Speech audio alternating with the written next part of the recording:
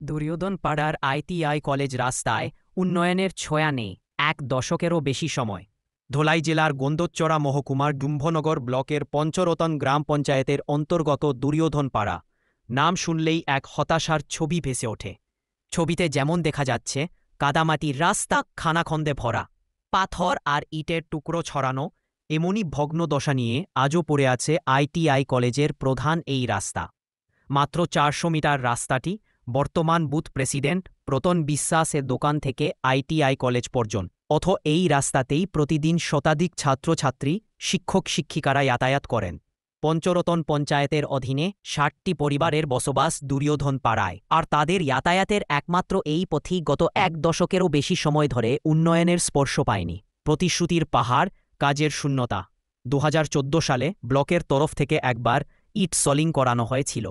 তারপর ২০১৯ সালে পিডব্লিউডির তরফ থেকে টেন্ডারের মাধ্যমে পিচকাম দেওয়ার আশ্বাস দেওয়া হয়, কিন্তু বাস্তবে যা হলো, সেই ঠিকাদার এসে আগের ইট সলিংয়ের কিছু জায়গার ইটেই তুলে নিয়ে গেলেন।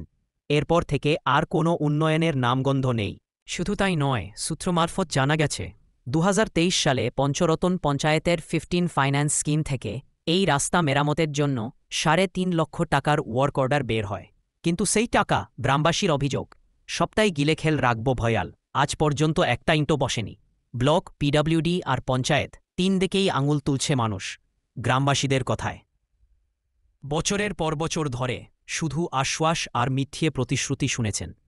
ব্লকের দফতরে দৌড়ে ক্লান্ত, পিডব্লিউডি অফিসে গিয়ে ফেরত এসেছেন শূন্য হাতে, আর পঞ্চায়েতের মুখে একটাই বুলি, হবে হবে।